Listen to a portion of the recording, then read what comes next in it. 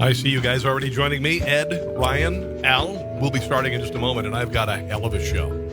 A hell of a show lined up. Some unbelievable good news. Some really, really funny video clips. You're going to love it, guys. So please share. We're going to start in about a minute, okay?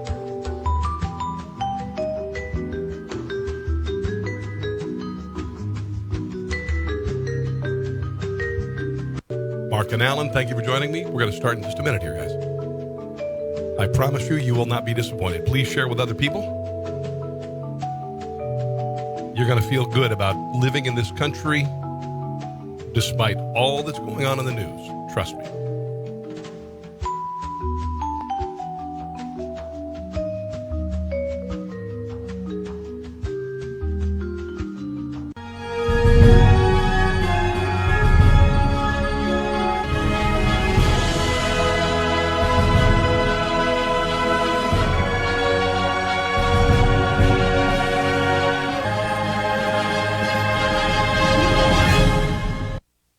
Hello and welcome to the show. It's me, and it is, April the 9th already? Thanks for joining me tonight. I can see that a lot of people have already joined the broadcast, and I think that's a really positive thing. A couple of things that have happened very positively for this show is that apparently on this channel, Rob Carson Show on Facebook, I've not been shadow banned anymore, which is kind of nice. Because, it's kind of nice to be able to express yourself and do something a little bit different. I don't think that Stephen Colbert or Jimmy Kimmel or Jimmy Fallon, they get banned. But anyway, what I'm here to do tonight is entertain you, all right? And give you maybe some good news. Because there's some great stuff going on in the world. And we're going to get through this, all right? We are going to get through this. If you have lost your job, I want to say I'm sorry. I have been out of work. Trust me. I mean, bad, okay? I was out of work for 2 years in Washington, D.C. I was out of work for over a year in Kansas City before I said, if I can't find a job in radio, I got to do something. So I started selling cars. And you got to do what you got to do. You got to do what you got to do. It is tough, okay? But I'm going to tell you from somebody who has been through it, somebody who has seen losing everything, you're going to be okay, all right? If you lost your job, you're going to be okay. You will. So 10% of the American workforce is unemployed. This has happened in the last 3 weeks. 16 million people have lost their jobs in the last 3 weeks. 6.6% of new claims for unemployment were filed this week. This is tough. This is tough because there are a lot of people who find, first of all, you got to pay the friggin' bills. You got to feed your family. You got to have a house. But also, there's a sense of self-worth to work. I get it. My work schedule has been reduced. But I go on my days off generally because I want to thank my employer for keeping me on, even though I'm not on the clock. I think it's important. And by God in heaven, I'm not going to let this beat me, and I'm not going to let this beat our country, and we are not going to let this defeat us, right? Right? We're going to be okay. 20 million jobs may be lost this month. The unemployment rate could hit 15% when the April unemployment report is released in early May. But you know what? We're going to turn this around. Hello, Greg. Greg says BS media hype. Well, yeah, there is a lot of BS media hype. There is that. And I've said from the get-go, and pundits around the country, my buddy Chris Plant, who I'm sure I scared the Nike out of a few weeks ago when I cried bullshit from the get-go on this virus, and the reaction from the country and from people to shutting the entire country down, I said, this is nonsense. This is nonsense. We have been through much worse. The Black Plague before the United States killed 200 million people worldwide when the world was a lot smaller. I mean, population-wise. We went through the Spanish flu. It's not 1918. We went through 9/11. We didn't shut down the whole damned country because of 9/11. We shut down airline flights from 9/11. And here we are. The airlines are getting screwed again. It is something we need to be able to travel by air, to be able to have our freight delivered by air. Ordered a package from Amazon lately, kids. It doesn't appear from the magical Amazon ferry. It gets there because of airplanes and trains and trucks. So I cry BS, and I say it's time we get back to work. Now, wash your hands. Don't touch your face. Take very careful precaution. But right now, guys, the numbers are not adding up. And they are constantly being revised down from the people we supposedly trust. I'll get into that. Dr. Anthony Fauci predicted 100 to 240,000 coronavirus deaths. That was an overestimate. He's the director of the National Institute of Allergy and Infectious Diseases, said that the previously announced best case scenario of 100,000 to 240,000 COVID deaths was probably an overestimate. Didn't take long after that estimate, which was alarming to many, for some of the more prominent projection models to revise their estimates downward. Fewer cases, fewer hospitalizations, fewer deaths. Fewer deaths. The IHME now says that 60,000 are going to die. That's down from Imperial College in London saying that 2.1 million Americans would die. When are we going to stop? When are we going to stop people who have projection models from deciding how we live our lives? We have had for the last 40 years people saying that we were going to have a global cooling and then global warming and then climate change, and none of it has happened, and none of it has happened, and yet we have switched to smaller cars and poison light bulbs and living in smaller houses and all of this nonsense.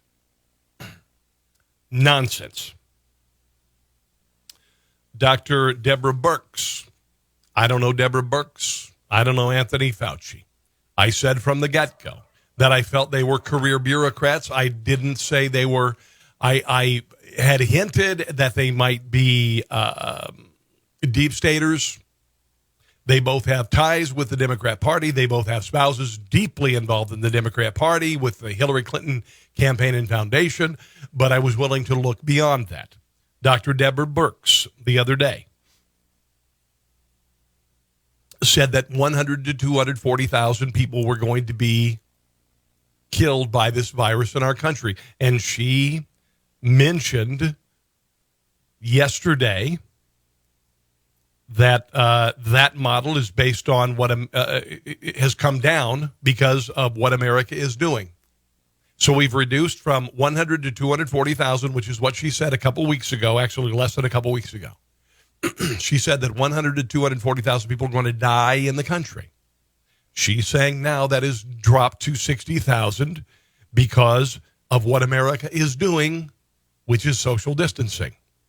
Here's the problem. 10 days ago, Dr. Birx said that up to 240,000 people would die, and this is with the drastic measures of social distancing.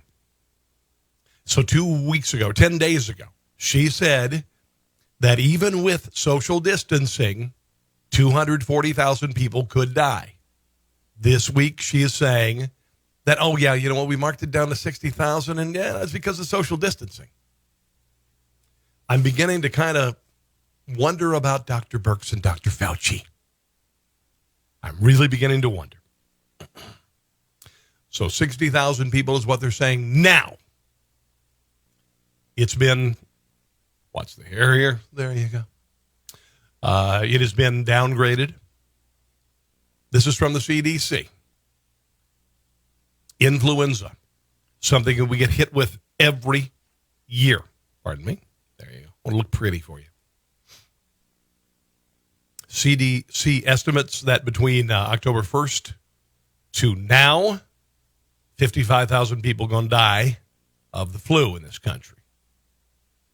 18 to 26,000 medical visits because of it. 400 to 730,000 hospitalizations. Up to 63,000 deaths because of the freaking flu. All right? We're at about maybe 14,000 people dying from this virus, which any death is a tragedy. Don't get me wrong. But right now, according to Deborah Birx, right now, according to Dr. Deborah Birx and others, every death in the United States that a person who dies tests positive coronavirus will be attributed to coronavirus. Okay, so literally, honestly, if you jumped off a building to your death and you tested positive for coronavirus, technically that could count toward a death from coronavirus. That is extreme. I get it. Somebody who dies from renal failure, somebody who dies from pneumonia, somebody who dies from whatever. If you are tested positive when you die of coronavirus, that is being contributed to coronavirus. That's inaccurate, and that's crap. And it's crap. Snopes, which is an organization that everybody thinks is Snopes is nonpartisan. Snopes is like totally, if you're going to go, pardon me, sorry, this is bugging me. Yeah. Snopes is an organization that if you want to find truth, you go to Snopes. If you want to find something that's been debunked, you go to Snopes. Well, Snopes is a left-leaning organization. Even Snopes said that Donald Trump is not in the bed with the makers of chloroquine. Chloroquine is a anti-malarial that is being used to treat this virus. I have three friends who have been treated with this and have survived coronavirus, including one who thought he was going to die. Was told he was going to be intubated, which means breathing assist, which means 80% of the time you're going to die. If you have to be intubated, 80% of the time you're going to die. My friend John said no to the intubation. Give me hydroxychloroquine. Within hours, he was feeling better, and he did not need to be intubated, and he and his wife are out of the hospital. Donald Trump. Many people on the left-leaning media have said that the president had a financial stake in hydroxychloroquine. The New York Times published an article Tuesday mentioning the president's small financial stake in Sanofi, a French pharmaceutical company that produces the anti-malarial drug hydroxychloroquine. Turns out that Trump's personal stake in the company is estimated to be as small as $99. The president's net worth is estimated between $3 and $4 billion. This is according to Snopes. Because Trump's financial interest in Sanofi and other pharmaceutical companies is indirect and minor, because hydroxychloroquine is an easily produced generic drug unlikely to drive profit, we rank the claim that his promotion of a drug could lead to potential financial benefits as mostly false. Mostly false. Donald Trump was right about the number of ventilators needing in New York. President Trump was pilloried by the media for questioning whether New York would actually need 30,000 to 40,000 ventilators, as claimed by Governor Andrew Cuomo in late March. New models from the IHME show that New York already has reached its peak projected ventilator usage on April the 8th, which of course was yesterday, with a projected need of 5,008. The actual use may have even been lower. In late March, it was a huge story that Trump had told Sean Hannity he doubted that New York would need that many ventilators. Politico's Quint Forgy and Michael Schwa framed the dust-up in their article headline, Trump downplays need for ventilators at New York as New York begs to differ. Donald Trump said, I have a feeling, a lot of numbers that are being said in some areas are just bigger than they're going to be. I don't believe you need 40 or 30,000 ventilators. You go to major hospitals, sometimes they'll have 2 ventilators, and now all of a sudden they're saying, can we order 30,000 ventilators?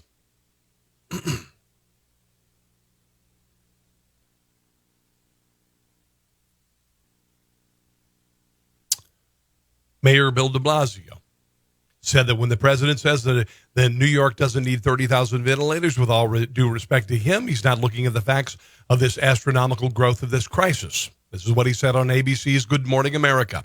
Cuomo also claimed, Andrew Cuomo, claimed that the state would need 140,000 hospital beds. The IHME model reports that peak bed use was projected to be reached April the 8th, which was, of course, yesterday, with fewer than 23,000 needed. I want to show you something really cool. My mother-in-law, her name's Mary, and she made protective masks for me and my family. You know why? Because she loves us. She's concerned about us. She made this. And look, it matches my skin tone. Stop it! Okay. So look at that. Isn't that cool? Now, I'm not wearing it right now because I'm in my studio by myself. My wife asked me if I was going to wear it today because I was going to get the license for my car renewed, and I needed to change the address because we moved to a new house. She said if I was going to wear it, and I said, no, I'm not going to wear the goddamn mask. I'm not going to wear the mask. But I appreciate the effort from my mother-in-law, Mary, that she would love us enough and be concerned enough to make masks for us. It's wonderful. It's very nice. Now you look at this. You got this. You gotta wonder if it's going to be. You want this up or down? And I'll tell you why. Because when you wear a cummerbund and a tuxedo, you want to have it up, because apparently at some point in history, and this is the rumor, that you wanted to catch crumbs when you're eating from the dinner table. Wow. I mean, how lazy were we in the past that you would wear a belt around your body to freaking catch crumbs? Really? Is that No, I don't think so. Anyway, thank you, Mary. Thank you, Mary, for making masks for me and my family, because you love us, and I appreciate it. I really, really do. I'm not going to wear my mask every day. You know why? Because I think that this is crap. Okay? I think that we need to turn the country around. I think we need to start living. I think we need to start opening goddamn restaurants. I think we need to start opening movie theaters. I think that churches ought to be open on Easter Sunday. Now, should you wear a mask? Sure. Should you wear rubber gloves? I don't care. Should you use disinfectant? Should you not drink from the same chalice with regard to holy water, or I should say sacrificial wine? No. All right, I get it. I want you to think about this, guys. How quickly we have given up so much that we've held dear in our country. Going to a restaurant and having a meal. Going to a theater and seeing a movie. Going to a church service and worshiping. Unbelievable and unacceptable. Hello, Tim. Hello, Rhonda. Oh, this is funny. Howard Dean, the former Democrat presidential candidate, is boycotting MSNBC in order to pressure the network to stop airing the coronavirus task force media briefings, including the president. He said that I just told MSNBC I was going on their shows as long as they were broadcast. I wasn't going on their shows as long as Trump's broadcast press conference were being done. That would be like me saying, hey, you know what? Here's the deal. I'm not going to go on Jimmy Fallon's show until, they stop airing Trump's briefings. You want to talk about a guy who's so unbelievably irrelevant at this point? I kind of had to laugh. I thought it was funny. Let's move on to some positive news. Let's move on to some video clips. Shall we? I think so. New York numbers. Listen to this. New York numbers hit a lows in the number of hospitalizations and new ICU admissions during the coronavirus yesterday, suggesting the tide is finally turning the state's battle against the epidemic. While deaths did hit a high of 799 in 24 hours, I get it. And cases rose to by 10,621. The number of new hospitalizations fell to just 200, the lowest since the nightmare began. This according to the governor of the state of New York. Here he is. The additional good news is the hospitalization rate does suggest that it's coming down, and we are flattening the curve. We had 200 net increase in hospitalizations, which you can see is the lowest number we've had since this nightmare started, actually. Change in ICU admissions is the lowest number we've had since March 19th or so. So all of this data suggests that we are flattening the curve so far, and the numbers are coming down so far. Our expression has been New York tough, because every day is tough on many, many levels. I get it.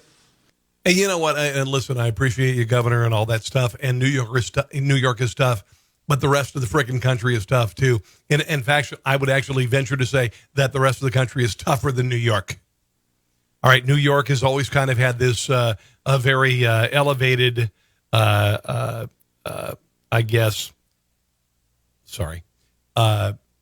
inflated thought of itself with regard to being the heart of the country. It's not the heart of the country. Okay, New York is great. We love New York. I've never been to friggin' New York, okay? I love New York, super duper looper, but New York is not the United States, not even close to being the United States. We are here, but here's the deal. New York, not that important with regard to the rest of the country. Do we support the people of New York? Oh, hell yeah. Do we want to help out New York? Oh, hell yeah. After September the 11th, I cried for a year. I didn't know anybody who died in the World Trade Center that I know of. But you know what? New York ain't the center of the world. New York likes to think it's the center of the world. It's not the center of the world. All right? That deaths are declining. Oh, heck yeah, I love it. I love it. That hospitalizations are down. Great. But that governor and the mayor of New York were caterwauling a couple weeks ago about how they were the most important thing in the world. And their mismanagement of the coronavirus resulted in a lot of people dying, and it is not the president's fault. It is very clear it was the governor of New York and the mayor of New York and their absolute idiocy with regard to this virus, including encouraging people in March to go to movies and whatnot. That combined with the fact that New York is a hub, a worldwide hub. As much as I wish the best of the people of New York means nothing to me beyond that it's New York City. It is not the heart of America. It never has been. It maybe at one point in history, New York City was the heart of America. It's not. I live in flyover country. I wish the best of the people of New York. But New York's weather forecast, which is honestly every national news program, New York's weather forecast, New York's everything is the center of everything, doesn't mean dick to anybody who lives in Des Moines or Denver or Detroit. All D words. Chicago. CDC Director Robert Redfield said that maybe it's time for us to start returning to work. Here are his words, and I agree. And so we've put out a new guidance for essential healthcare workers who've been exposed to the coronavirus. These are individuals that have been within 6 feet of a confirmed case or a suspected case, and so that they can, under certain circumstances, they can go back to work if they're asymptomatic. And this is a metaphor for everybody who works. As the Vice President said, they could go back to work if they do several things, as we say here. Take their temperature before they go to work. Again, a metaphor for everybody. Wear a face mask at all times and practice social distancing when they're at work. What we'd ask them not to do where they're at work is we want them to stay at home if they're sick. We want them not to share objects that would be touching their face, and we would like them not to congregate in break rooms, lunch rooms, and crowded places. Oh, imagine that, actually getting together in the break room. Are you out of your nut? Here's the deal. Under new guidelines, critical workers in fields such as healthcare or food supply, they can go back to work as long as they're asymptomatic. Okay? This is the beginning of everything.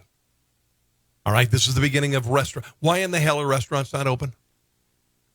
Why in the hell are restaurants not open? If somebody at Walmart can be exposed to this, why can't somebody waiting tables make their living waiting tables? Why can't somebody who owns a small business, maybe furniture reupholstery, open their damned effing business? Are you out of your mind? This has all been nonsense from the get-go. One of the most important things we can do is keep our critical workforce working. Basically, new measures will allow critical workers to get back to work faster than before as long as they don't exhibit symptoms. So this should be true across the board. The rules will affect the first responders, workers in critical manufacturing, and transportation employees. Why shouldn't it matter to people who wait tables? Why can't they work? Why can't they work? It's pretty critical for them. Honestly, really? A German study has said that the mortality rate of COVID-19 is 0.37%, 5 times lower than widely reported. Okay? So the overall infection rate is approximately 15% originally, based on the total number of infected people in the community of Gangelt in Germany. That's approximately 0.37% with the preliminary data from the study. 1,000 people studied. They were given throat swabs, blood tests to detect the COVID-19 antibodies. And they showed that the death rate is 0.37%. Percentage of this population has already been infected and developed immunity means that the crucial progress has been made toward herd immunity in this district. Okay, so this is a thing that's been brought up. Herd immunity. Herd immunity. And I brought this up the other day, and Rush Limbaugh actually mentioned it. Because Rush said that California has a very low rate of infection and a very low rate of death. Why is that? Well, because California may have already been exposed to it. Maybe California is already immune to it. This is a report out of the San Francisco Gate. Researchers at Stanford Medicine are working hard to find out what proportion of Californians have already had COVID-19. The new study could help policymakers make more informed decisions during the coronavirus epidemic. Now, here's the deal. As of Tuesday, the state had 374 reported COVID-19 fatalities in a state of 40 million, compared to New York, which has seen 14 times as many. For years, California has been the number one travel destination for Chinese tourists in the United States. Even after the U.S. halted flights from China in winter, Chinese travelers were still coming to California on flights from Europe and Canada. They're basically saying that people in California were originally exposed to the virus possibly in the fall. They originally said it was early January, then it got backdated to December, and then early December, and now they're saying as early as November the 19th. This is according to Victor David Hansen, who I respect. If Californians were exposed earlier than the rest of the country, COVID-19, we may have had a chance to build up some herd immunity to the disease. We don't know if that is the case until results from Stanford Medicine study come back. So what they're saying, guys, is that, in short, the virus may have come and gone to California. That people in California in October, November, some people may have felt a little sick, may have had whatever felt under the weather. Some went to the hospital. Most stayed home. And they weathered it. And they went on. And then the S hit the fan in January or February. February for the rest of the country. So it may have already affected a very large part of the California population. And those who get sick don't think, oh my God, I've got a pandemic that is sweeping the world. Many people say, oh, you know what, I got the flu. 2010, I had H1N1. I thought, you know what, dude, I don't know what this is, but I'm sick. I have bubbles in my lungs. I'm at home. I'm taking Zithro, which is an antibiotic. I'm taking a injectable steroid in my nose, a nasal inhaler, and I got better. I didn't think it was H1N1 swine flu. I didn't think about it. Many people are saying this may have already happened in California. And I would say that is the most plausible explanation at this point. All right?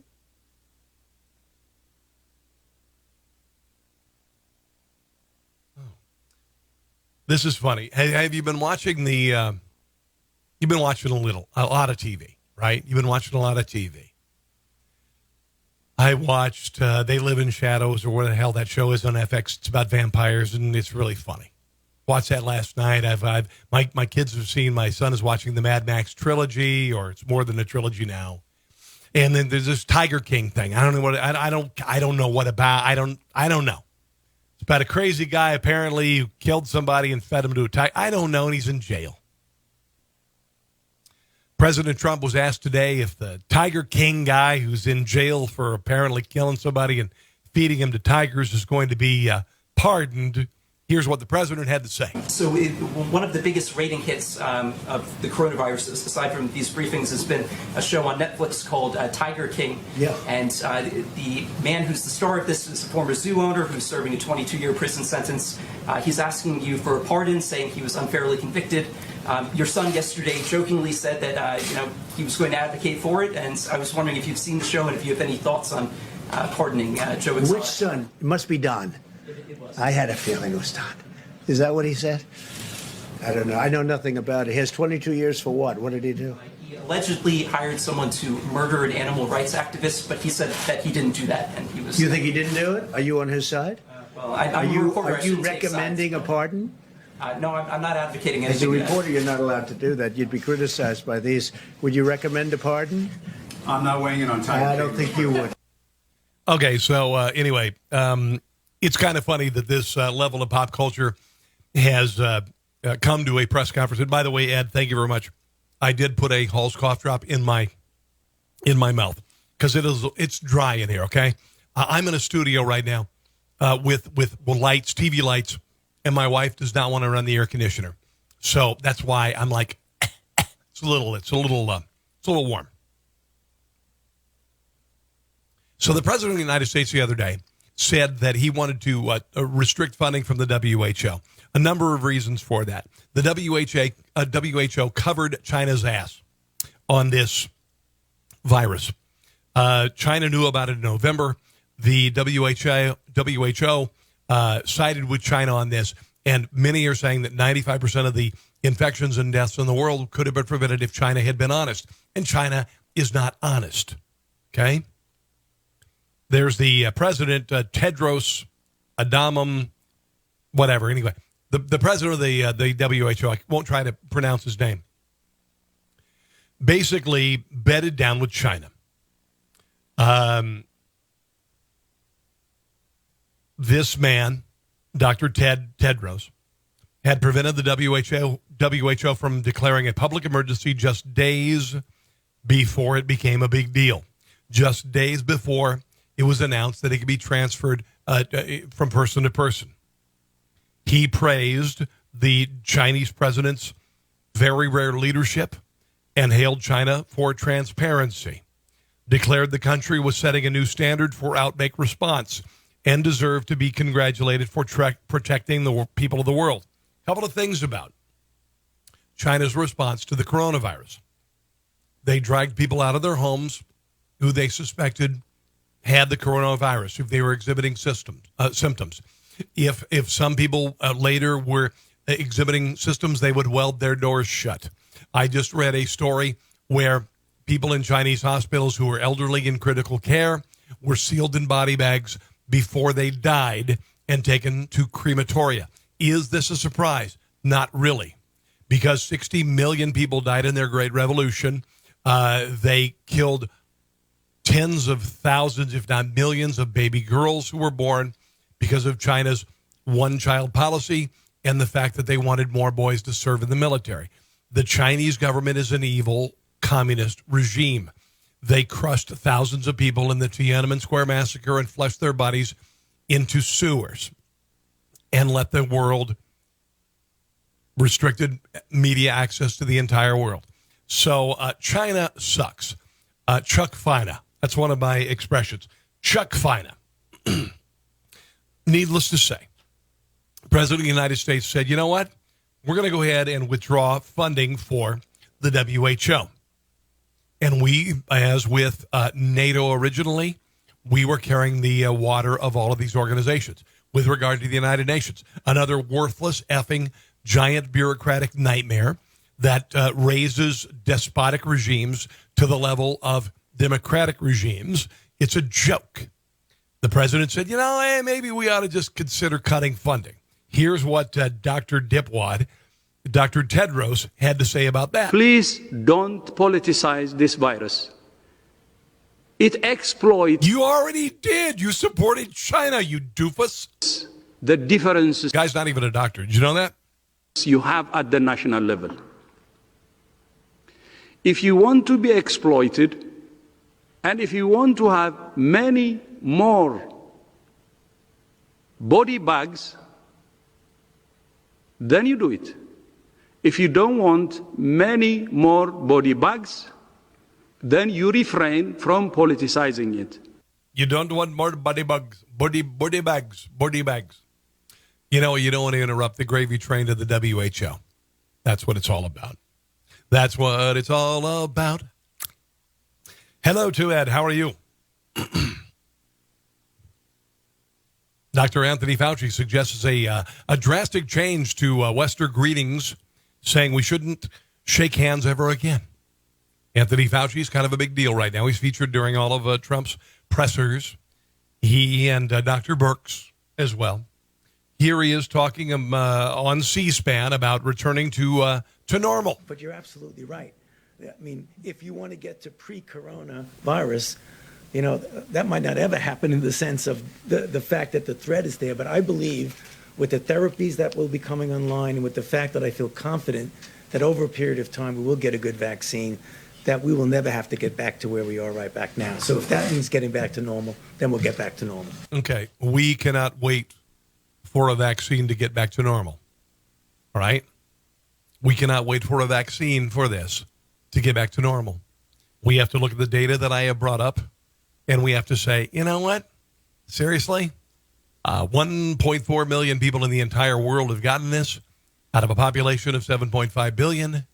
And we have to go, you know, this fear-mongering bullcrap ain't working. So if you're healthy, you're asymptomatic, you go back to work. I don't care if you're working in a movie theater. I don't care if you work, if you are an usher at a church, you should be able to go back to work. I live in the state of Kansas, near Kansas City. Kansas Governor Laura Kelly has slammed state legislators, lawmakers, as shockingly irresponsible after they voted to lift restrictions on religious gatherings over 10 people the week of Easter Sunday. So the governor, the Democrat governor of the state of Kansas, said, you can't go to church. The governor canceled classes in Kansas schools for the rest of the year when there was one person dead in the state. Kansas death toll stands at 38. 1,046 confirmed cases. Okay.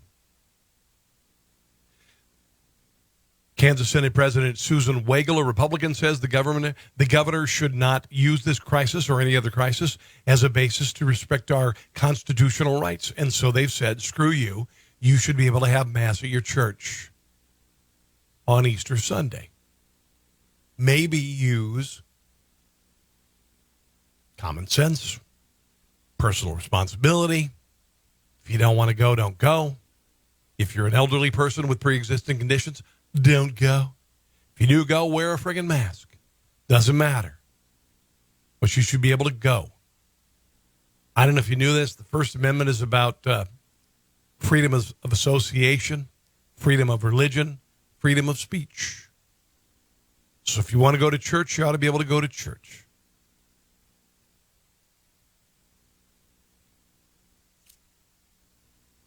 My church has canceled Mass at the advice of health experts. The same advice most Kansans are following now.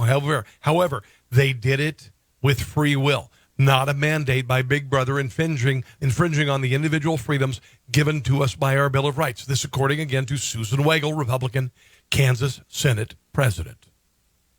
This is the government, the people's government. Always will be, and I will carry their voices when the call is clear. This is still America. House Majority Leader Dan Hawkins, Republican, says, in our view, Kansas, the Kansas statute and the Kansas Constitution Bill of Rights each forbid the governor from criminalizing participation in worship gatherings by executive order. Constitutional lawyer at the University of Kansas had argued that the governor's order did not target religious gatherings in particular, but limited all social gatherings over 10 people, meaning that it would not have been in violation of the Constitution. I cry bullcrap on that. I cry bullcrap. So you can go to church. You can have the audacity to go to church on Sunday. Isn't that crazy? Let me look at the comments right now on the show so far.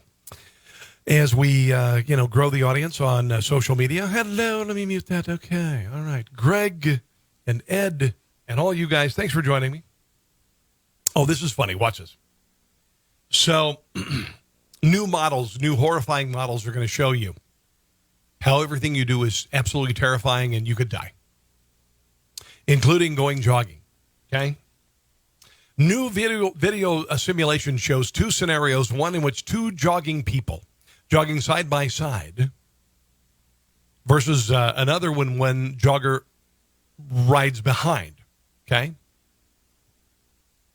Apparently the scenario when one jogger rides behind the other shows droplets being spread in the air, which could kill you. All right. So if you get out and you decide you're going to go jogging, and this is nonsense, this is absolute nonsense. If you decide you want to go out and hit a trail, the fearmongers are saying this is what could happen if you hit the trail. So we're going for a jog. 1.5 meters is the safe distance, apparently. Running side by side. Everybody's cool. Everybody is cool. We are all awesome and excellent. There you go. Side by side. Uh-oh. Behind, you are so dead. You are so unbelievably dead if you jog behind someone who might be running. Now, if you do a staggered formation, that is going to change. You're going to be cool. There you go. Just missed it. Just missed it. Now, this, of course, there's a wind direction involving here. This is the kind of thing that happens with a fart in an elevator, right? I mean, if only the coronavirus smelled like a fart, then we'd be cool. Because if you smelled the fart, you'd be like, oh, dude, that is so coronavirus. But unfortunately, we can't smell the fart, so we don't know if we've been infected by it. Gosh darn it, if we could just make like natural gas does not smell, but they add sulfur to it so you detect a natural gas leak. Maybe we need coronavirus to have the fart smell. Then we'd be cool. Because right now, if you're jogging beside somebody or behind somebody, you don't know if you're getting sick. You don't know. Here is how it's spread in supermarkets.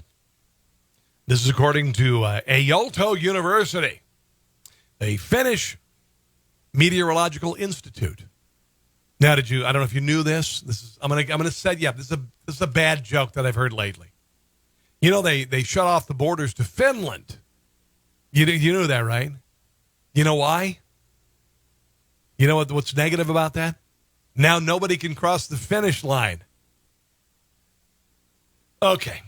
So anyway, a Finnish institution, the Meteorological Institute, says that basically you go to a grocery store and you aerolize or aerosol, whatever you cough or sneeze or whatever, you could be putting everybody at Whole Foods or Giant or Safeway or Hen House or whatever the hell. You might just be killing everybody. Here we are, 3D model, Finnish University. Aerosol cloud travels in the air to the corridor. This is serious. Look at that. It's broccoli.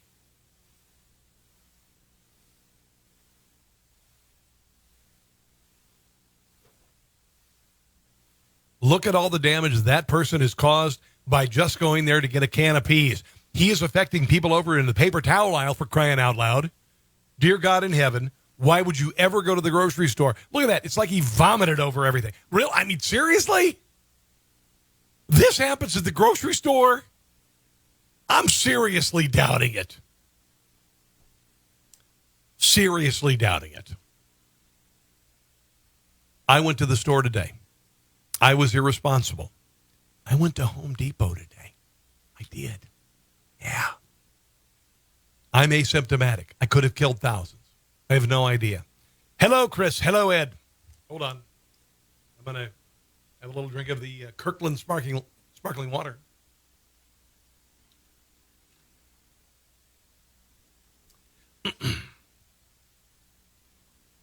Nonsense.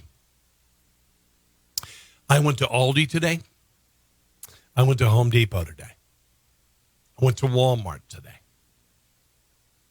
All of the carts were cleaned. I went to Aldi, did not need a cart. The guy said, we just cleaned the cart. I said, I'm cool. I don't need a cart. About a third of the people were in there wearing masks. Walmart, a little higher. Home Depot, just a few employees wearing the masks. We're going to be okay. This is nonsense. This is falderall. Hello, Glenn. I'm not going to do the Donald Trump thing. I had a cut from Donald Trump, and I'm not going to use it. Listen, I appreciate the president, love the president. I don't want to do politics about Joe Biden and his lack of endorsement of the vice president, Barack Obama's lack of endorsement of the vice president. Let's talk about Dr. Sanjay Gupta, who is like everybody's doctor, apparently. Dr. Sanjay Gupta read Chris Cuomo's X-ray. Now, Chris Cuomo is on CNN, and he has the coronavirus, and he is sick, and of course we wish Chris Cuomo the best. He's a healthy man. He's like 49 years old. He works out, the whole deal, and Chris Cuomo has been sharing his broadcast from his home and blaming the president for everything, essentially. And the other day, he brought his chest X-rays to the table, and he talked about all the damage and all the fluid and everything that is in his lungs, apparently. Well, Dr. Sanjay Gupta is a big deal on CNN and apparently is a quack. Dr. Oz, not so much.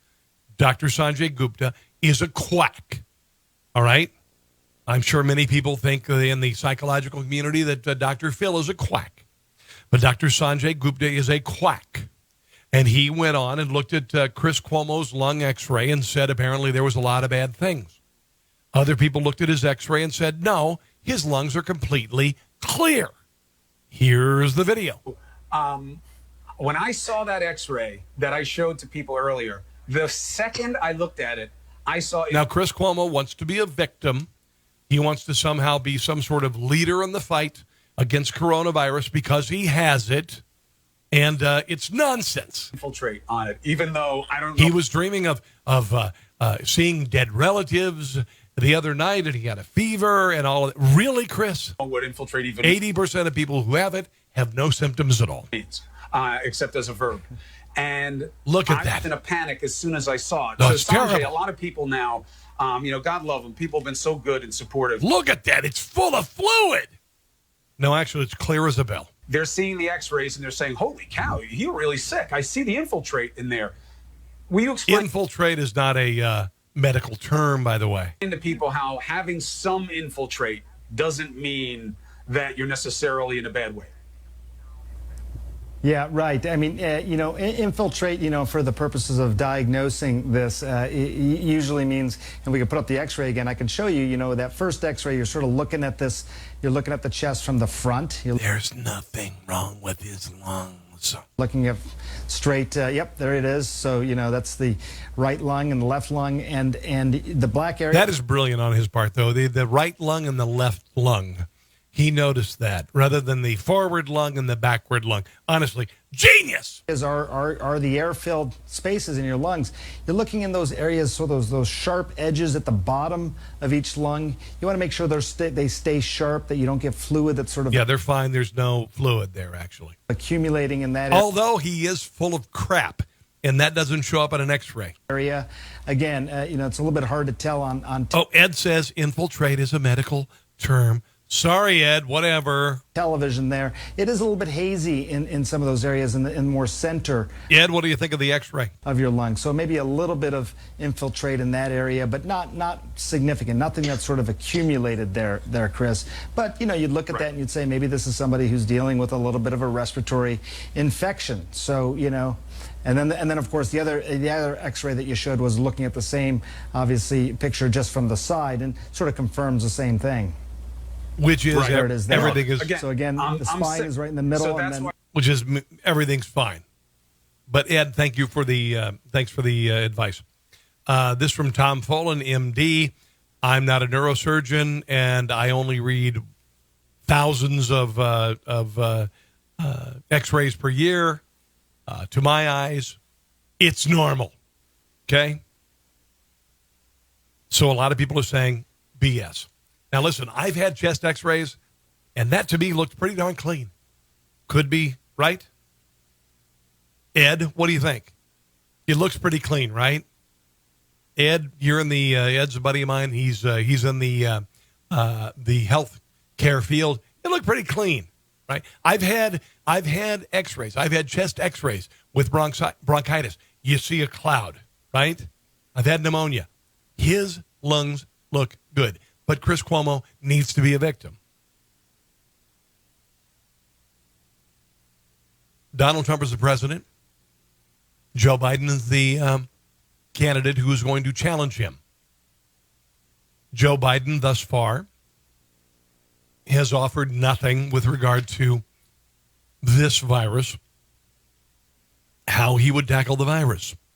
It's kind of frightening, actually. Tucker Carlson asked people last night about Joe Biden's ability to lead through a crisis. He said, is Joe Biden ready to lead the country? Could he find his car in a 3-tiered parking garage? If you watch Joe Biden, if you watch the Democrat Party the last couple of weeks, you'll notice that the Democrat Party has nothing to offer that is positive whatsoever.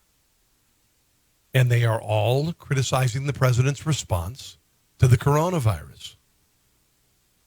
And they have all suggested actions that the president should make to make things better. And all the time, they have been wrong. And every time a Democrat has said this is what the president should do, the president has already done it. Here is Tucker Carlson talking about Joe Biden and how Joe Biden has pretty much dropped the ball and is incompetent. All of which means Joe Biden is now the presumptive Democratic nominee. Nobody really chose Biden for this job. He wound up in it by a series of defaults, and it shows. Ask yourself, is Joe Biden ready to lead this country? Could he find his car in a 3-tiered parking garage? Could he navigate a salad bar? And by the way, what exactly is his position on the coronavirus pandemic? Those are the mysteries Democrats now face. Biden has been virtually invisible for the last month. That's not an accident. Joe Biden on camera means more moments like this. We cannot let this, we've never allowed any crisis from the Civil War straight through to the pandemic of 17, all the way around 16. We have never let our democracy take second fiddle. We can both have a democracy and elections and at the same time correct the public health. You follow that? No, I don't. And while my show is political in nature, I question the vice president, the former vice president's ability to lead or make any kind of intelligent thought about this. If you're a Democrat voter, I'd be worried. All right. I've got, you know what? I'm going to do some positive news. I'm going to get rid of this. I've got, I had a couple of stories about a couple of people who sucker punched police in New York City. I'm not going to do that. You know why? Because there's positives that are impacting all of us. America has always been a country that rallies when people need something. I remember after 9/11, I was in Cincinnati. The day after, 10,000 people met in Fountain Square in Cincinnati. Most didn't know anybody who was affected by it or killed in the 9/11 terrorist attack, but they went there. We always come out. I remember 1993, Hurricane Andrew. I was in Columbia, Missouri. I was a kid right out of college. And we did a caravan full of potable water and food, and we filled tractor trailers from Columbia, Missouri to help people out. 1 billion people was raised for the Red Cross after 9/11. The Red Cross, of course, did not act responsibly. We always come through, and it's not a surprise. We always kick butt. We always help each other out. America is a kind and benevolent and wonderful society. Just how we roll. We share our blessings. We do. Earlham, Iowa. Now, I'm from Southwest Iowa. I'm from Neola, Iowa, a town of about 1,000 folks. Earlham, Iowa. They've closed down all their local businesses on the main street. I'm sure in Neola, Iowa, where I'm from, Phil's Inn is closed. The Phoenix Theater is closed. The other businesses in Neola, Iowa, not impacted by the coronavirus. Probably no infections at all in Neola, Iowa. And Greg Ring, if you're watching, please correct me. Earlham, Iowa. The businesses in Earlham, Iowa, being crushed. Anonymous donor comes up with $82,000. Talks to the mayor, Jeff Lilly. Said, here's the deal. I'm going to give a $150 gift card to everybody in Earlham, Iowa, and they're going to go to local businesses, and this may save the businesses in this town. Here's a report. I believe this is out of WHO, or at least a TV station in Des Moines. Local businesses saved by a benefactor. Earlham is no exception to the toll the pandemic is taking on every community. If not closed, mostly working from home. But Mayor Jeff Lilly says he's been keeping a secret from his town of 1,400. To be honest with you, this has been the hardest week ever. To keep this a secret for a week, that's not my strong suit. Businesses in town are about to get a boost. In fact, everyone who lives in Earlham will find a surprise in their mailbox today. Every household in Earlham in the mail today is going to be receiving $150 worth of gift cards to local businesses. $80,000 from an anonymous donor. Today, all 549 households will each get $150 worth of gift cards, split between Earlham's West Side Grill, Trostel's Broken Branch Restaurant, which was supposed to open 2 weeks ago, and Hometown Market Grocery Store. I freaking love this. It just shows that there's still a lot of good right now, even though everyone is scared and isn't sure what's going to come of this. A helping hand to people like Kathy Nelson, who grew up in Earlham. I had chills. I think I started to This is cry. awesome. Whoever this person is, it's truly amazing. hoping that when people in town find out about this good deed, they'll pass it on. True benevolence doesn't need recognition, and that's really what this is this donor. I've said several times, do you want to be recognized? Do you want your name out there? And every time it was just a simple no. I love it. In towns like Logan, Iowa, where my niece lives, in towns like Neola, Iowa, where I'm from small town America, 1,000 folks in Neola, Iowa. This is amazing. Minden, Iowa, another town that I grew up in. I don't care where you are. Oakland, Iowa. Sorry, I don't want to be Iowa-centric. But that is really cool. Tyler Perry, known for his Medea movies. I'm going to share something shortly with what Tyler Perry's doing that's positive and really awesome. Helping out people who need it. This is what makes America great, man. It's really awesome. Really awesome. Something not so awesome.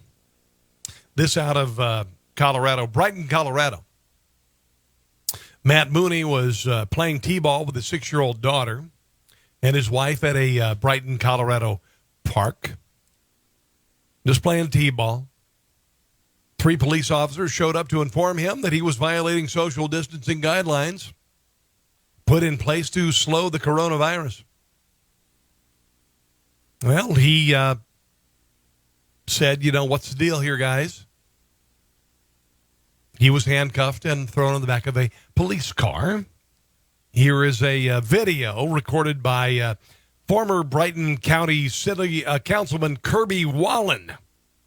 Pardon the video quality, but I think you'll get the point. Police are apparently arresting a dad for throwing a ball to his daughter. It was a former city council member who could not believe what he was recording. In a park of about, 30, 40 acres.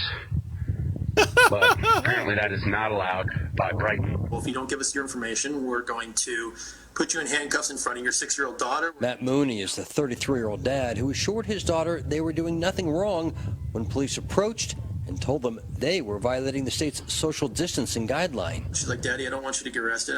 And at this point, I'm thinking, there's no way they're going to arrest me. There's no way. This is insane. And, so I'm telling her, I'm like, don't worry, Daddy's not going to get arrested. I've done nothing wrong. Don't worry about it. And then they arrest me. The sign at Donaldson Park says closed, but in smaller print says in groups of no more than 4 persons, parks remain open for walking, hiking, biking, running, and similar activities. Matt was just there with his wife and 6-year-old. He says it was the officers who were violating social distancing guidelines. During this whole contact, none of the officers had masks on. None of them had gloves on. And they're in my face, handcuffing me. They're touching me. I certainly don't think it's appropriate for a father to be handcuffed in front of his family. Kirby Wallen took the cell phone footage and shared it with the problem solvers. He's being taken away by the Brighton police for playing softball with his daughter in an empty park. I think that there certainly needs to be an investigation of the incident and an explanation to the community. Matt Mooney was released 10 minutes after being placed into the back of the patrol car, but says he still deserves an apology. If we're going to go ahead and start arresting people for no reason in front of their 6-year-old daughter, you're just going to cause more problems later on. Okay. That looks a lot like Sioux Falls, South Dakota, where my mom lives. The police are getting mixed messages. I don't want to blame the police for this. The police are getting mixed messages, and it's causing a death of common sense from the get-go. I have said that common sense is what needs to be prevalent here, and unfortunately in this world, common sense is no longer common. I did get a note from Marianne. You cannot deny the death of friends and loved ones. You cannot deny the overwhelmed hospitals. Marianne, I absolutely understand where you're coming from. There are some hospitals that are overwhelmed, but there are some hospitals that are underwhelmed. The number of people who are being checked in the hospitals are far lower than the original estimates. The hospital ship in New York City is empty. Do you know why? Because they're not needed. Marianne, I appreciate your comments. I really do, and your concern. But right now, This has all been overblown and overplayed. And while some people are terrified, I get it. I would not want to work in a hospital, and God bless those who would. This is not what it was sold to be, Marianne. I really appreciate your comments. I really, really do. But nonsense. Nonsense with regard to shutting down the entire country. Nonsense with me not being able to go to my favorite restaurant. Nonsense with people not being able to go to a movie. Nonsense with regard to going to church, dear God in heaven. We have never been through this in our history, and we've been through shitstorms that are a lot bigger than we're going through right now. World War II, World War I, Spanish flu, Civil War. Are you nuts? Nonsense. Nonsense.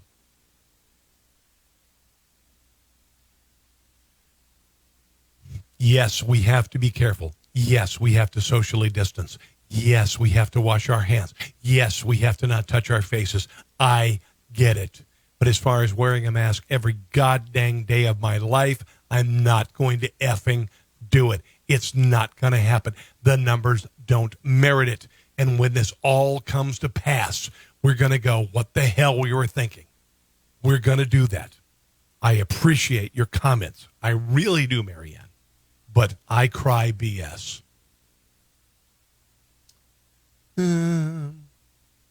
Cop in Baltimore being harassed by Baltimore neighbors in public housing. Here's the headline. Disturbing moment. A white police officer is filmed intentionally coughing on black residents in Baltimore as 115 officers are quarantined for coronavirus. Here's a man who probably gets harassed every day of his life because of the color of his skin and the fact that he is a cop in Baltimore. He walks by people who are harassing him in a public housing project, which, I mean, honestly, they're just wonderful. The public housing in Baltimore and Chicago and East St. Louis are so wonderful. Here is the horrifying moment. The police officer deliberately coughed in someone's face, even though he was being harassed and called names by the residents. Hey, Officer Friendly with the cherry cheeks. Oh, I ain't worried about y'all get that. Black people don't. So you can cough your back where you live at. Says you ain't going to infect anybody or nobody but your coworkers. Y'all get that shit. Black people don't. This, according to the woman, he walked by and was harassing him, and he did that. And this apparently is some sort of an affront to this person. The Baltimore Police Commissioner, Michael Harrison, said after watching the full video in its entirety, it is not only disturbing, but incomprehensible, especially considering the high level of strong and clear guidance we have provided from the beginning. I cry again. Bullcrap. Out here. What's wrong with him? Tell him don't get that. They the ones get that. Y'all you need that extra layer of skin. Out here. Tell them don't come through here with that. Try to come through here coughing like that. Cute. I should call the CDC on it and let them know he just did some dirty. Nice people. Nice people.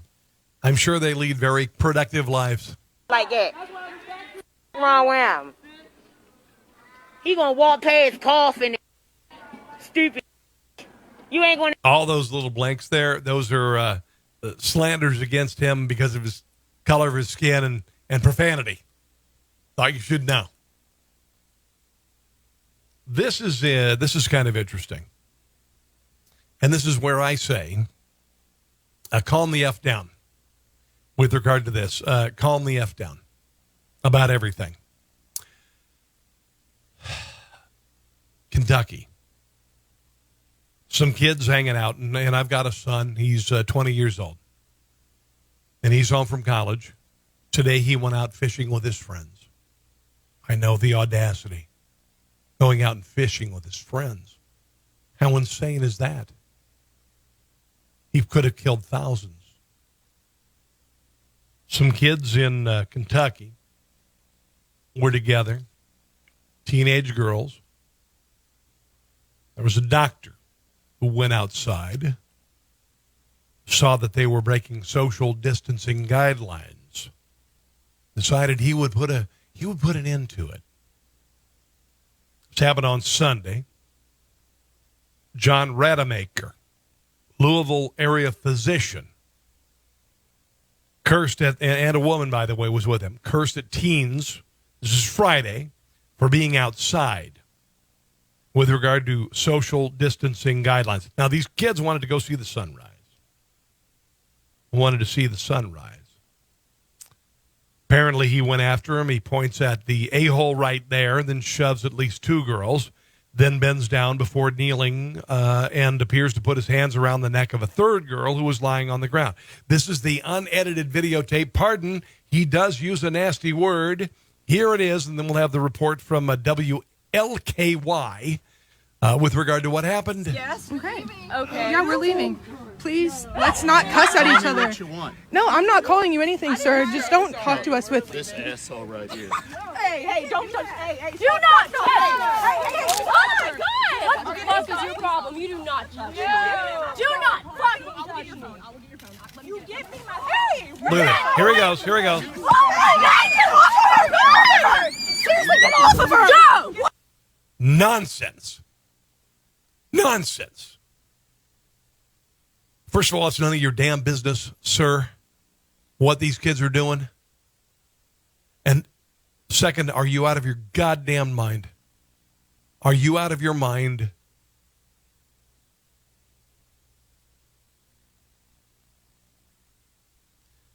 Apparently, he is a member of the anesthesia group of Baptist Health.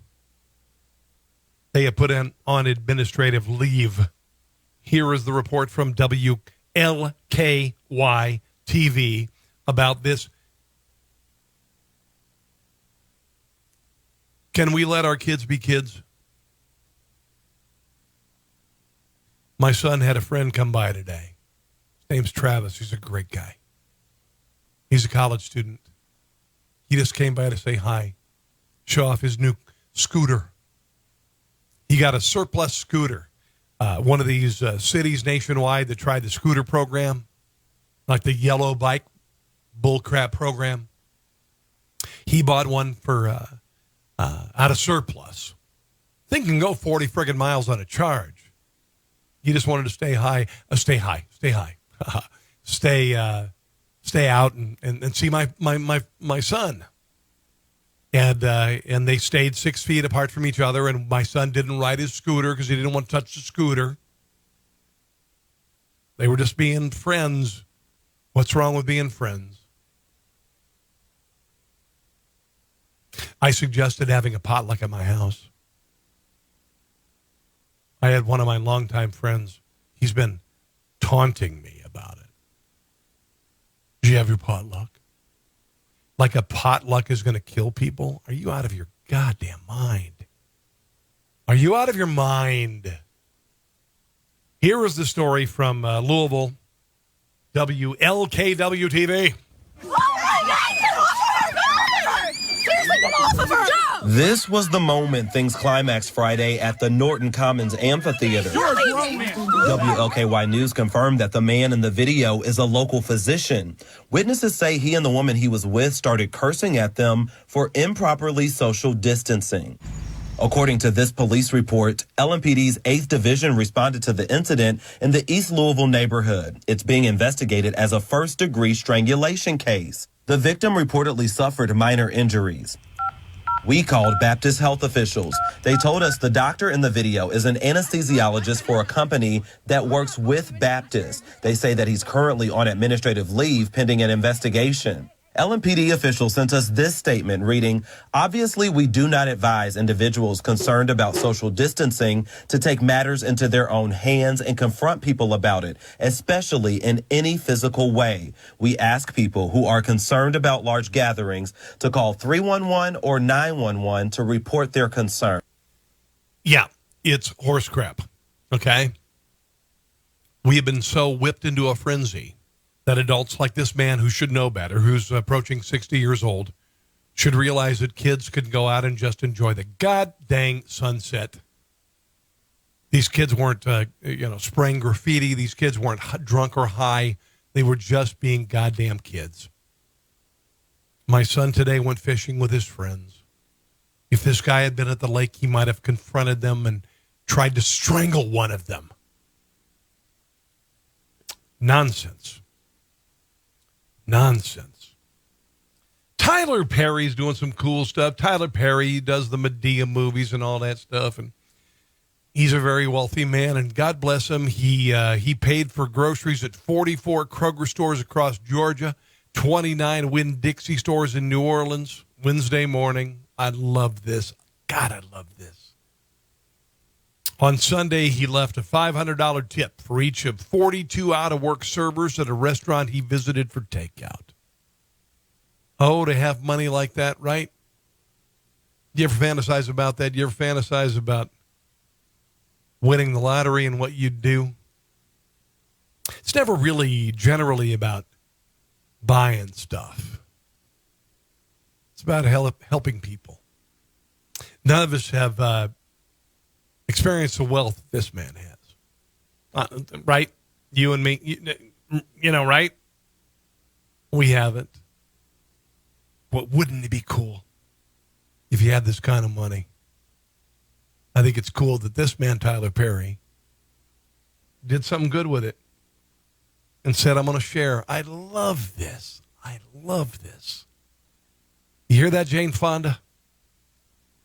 I'm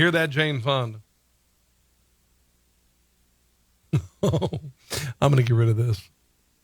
Yeah.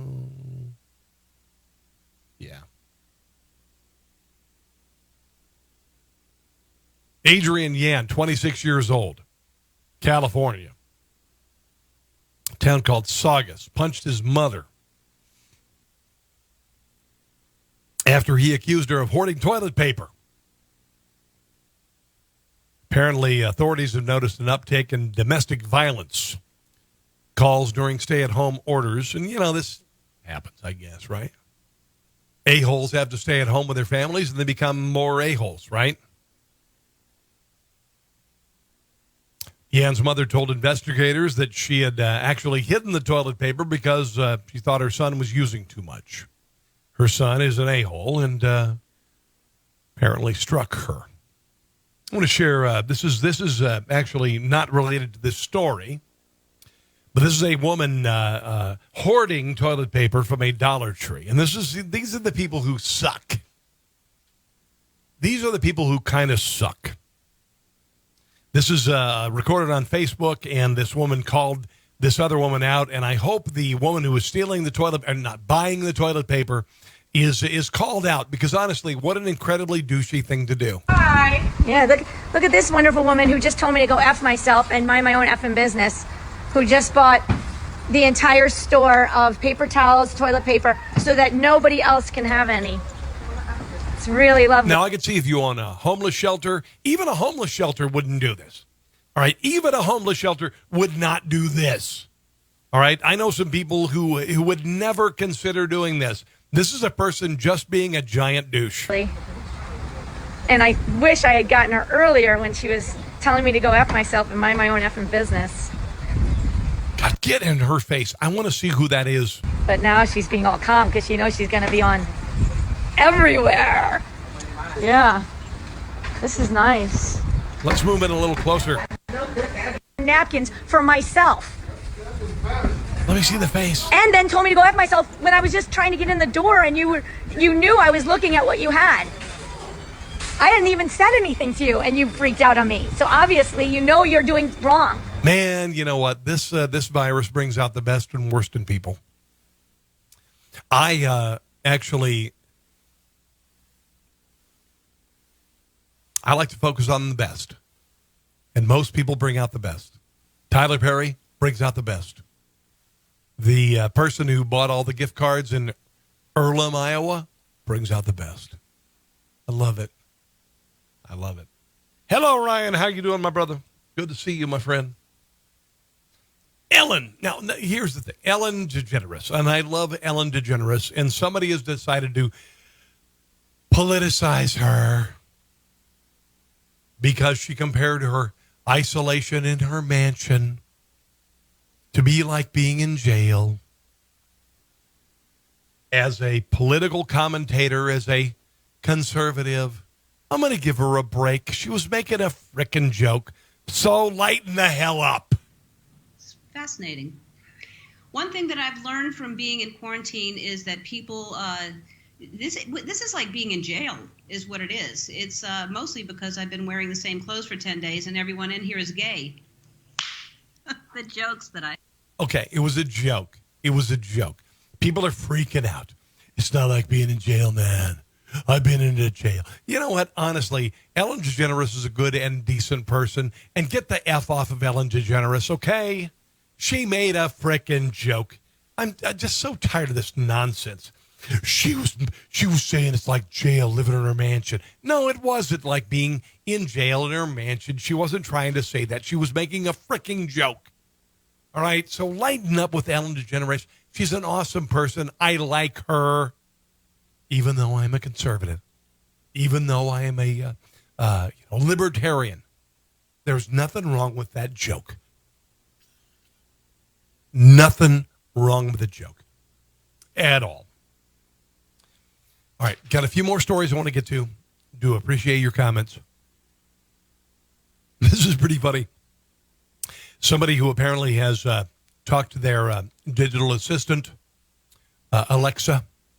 It's called Hayden Biden. I don't know who this is on Twitter, but Hayden Biden decided to ask Twitter how long ask Alexa how long this was going to last. And you know what? It's nonsense. Somebody programmed the Alexa to respond this way, but it's kind of funny. Alexa, how long will the coronavirus last? The virus itself may last only 2 more weeks or so, but the faction known as the Democrat Party will continue to make it last psychologically for at least 6 more months. Their motivation is to thoroughly ruin the economy and blame our great President Trump for it. They are trying to stop his inevitable re-election by any surreptitious means possible. It is well known that people who do not suffer from TDS are too smart for this hoax and will not allow it to go beyond 4 more weeks. The lazy Americans with TDS will continue to milk the government for more money and time off from work, confusing it with being their sugar daddy. We can agree that not longer than 4 to 6 weeks and America will be back online. Okay. It's funny. It's pretty funny. It's pretty funny. We're going to be back online soon. We are. So I was reading a study today that people who have supercars and like to speed are taking advantage of empty city streets to race. And apparently speeding citations have gone up. Benjamin Chen, 33, luxury car owner, high on something, crashed his $750,000 Porsche Mirage GT while speeding around the deserted streets of Manhattan. Here's the problem. If you could just race the car, great. But this dumbass was high on something. You could honestly, you could enjoy the car. Because why would you buy a $750,000 Porsche Mirage unless you're going to be able to put your foot in it, right? Go to a speedway or whatever. This dumbass decides to take it for a drive, and he was also high. Here he is wrecking this glorious car. There you go. Boom! Hitting a minivan. There it is. Like a complete moron.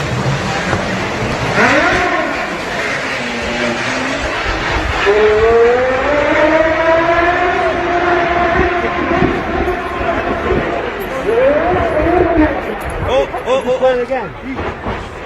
He's dragging the tire. The front tire is what's wrong with this dude?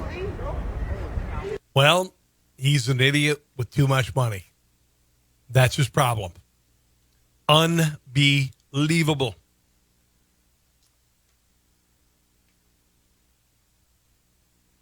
I'm going to move on. Madonna. This is pretty funny. Madonna has done another video. She has taken to Instagram. We had a bathtub scene last week where she was in a bathtub being weird. Now she is doing a new quarantine diary.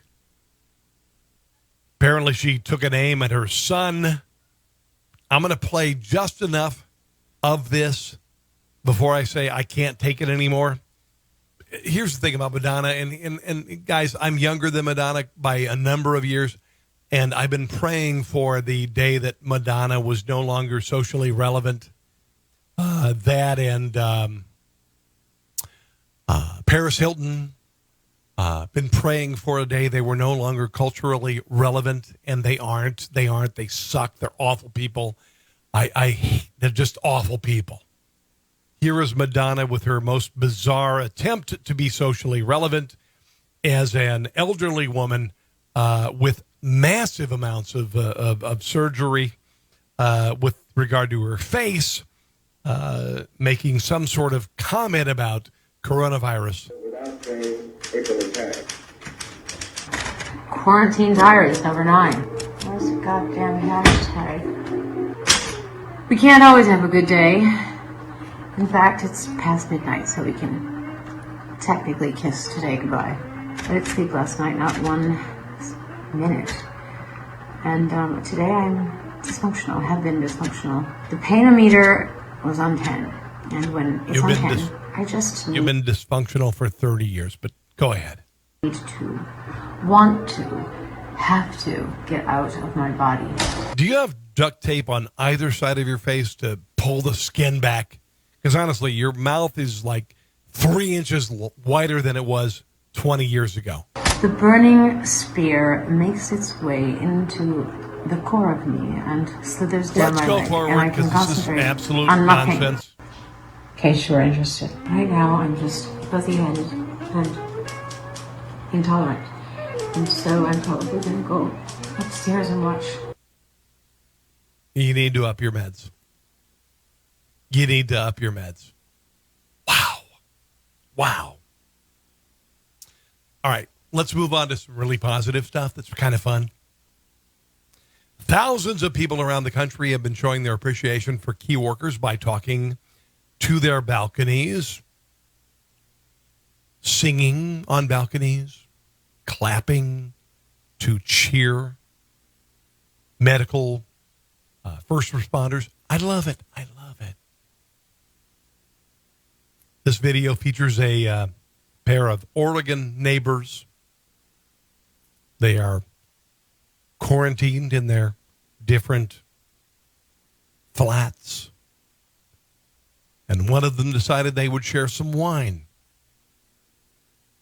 Here's how they did it. Funny.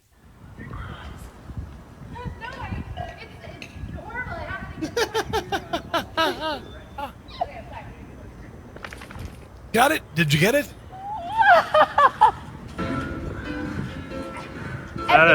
That is spectacular. I absolutely love that. See, my wife, we drink wine out of a box, so not a big loss if you spill some. But I love it. This is how we roll. This is how we roll in America. We laugh. We share. My wife and I are going to hang out tonight with my son, maybe on the back deck. We're going to look at neighbors we don't know who just moved here. We're going to be fine. We're going to be fine. This is a non sequitur. I think it's kind of funny. I saw this from the UK Daily Mail. Workers at an organization in Netherlands decided to inflate a massive aircraft emergency slide. Apparently, the members of this group in the Netherlands wanted to participate in an AELS end of the year cleanup. Apparently to show the efficacy of an aircraft evacuation slide. I don't know if the guy who did this realized what he was going to see, but I thought the video was pretty funny. And it was on the UK Daily Mail. Watch this. It's spectacular. Yeah, Just pull it. Just pull it. Pull it. Watch this. This is normally in a door on an airliner. Watch this. This is so awesome. I want one of these. I love it. I am so glad that my inflatable love doll from before I was married did that. I didn't do that, actually. Fantastic. One more story.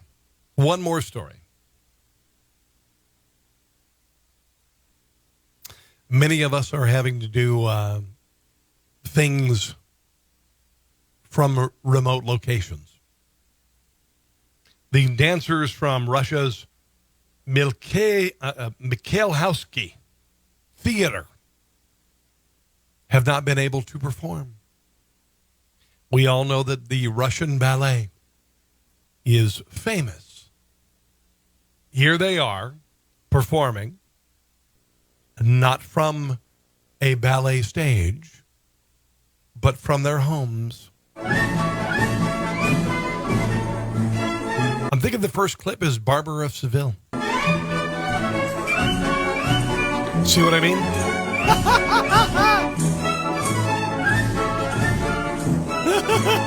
Love it.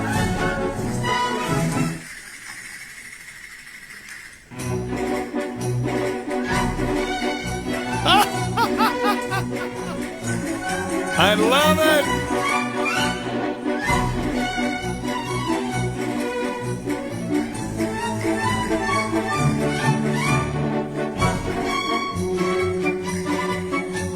I'm going to heat up ravioli from a can. What do you think, Mikhail? Let's ask Dmitri.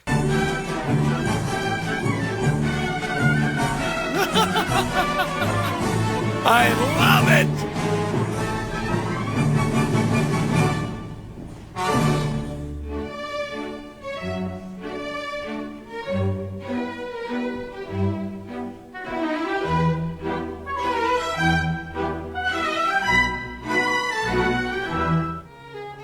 Thinking that could be Madame Butterfly.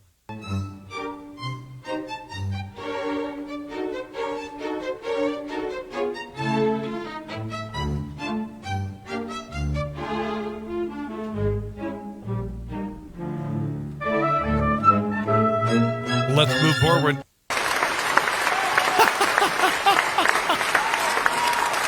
I love it. I love it. Absolutely love it.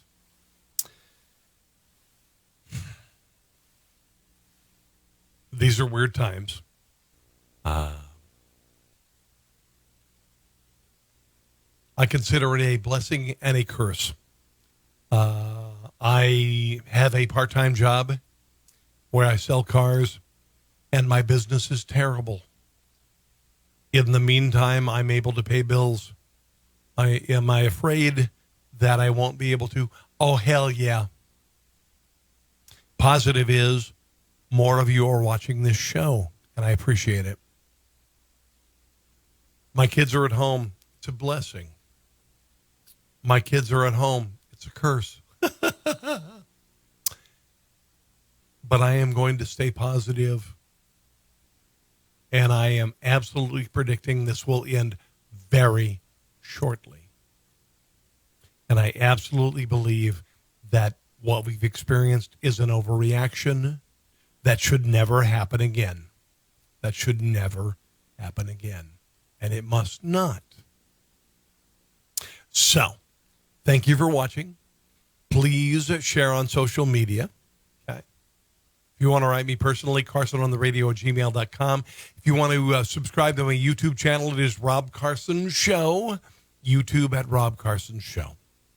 Have a glorious evening, my friends. God bless you, and I'll see you soon.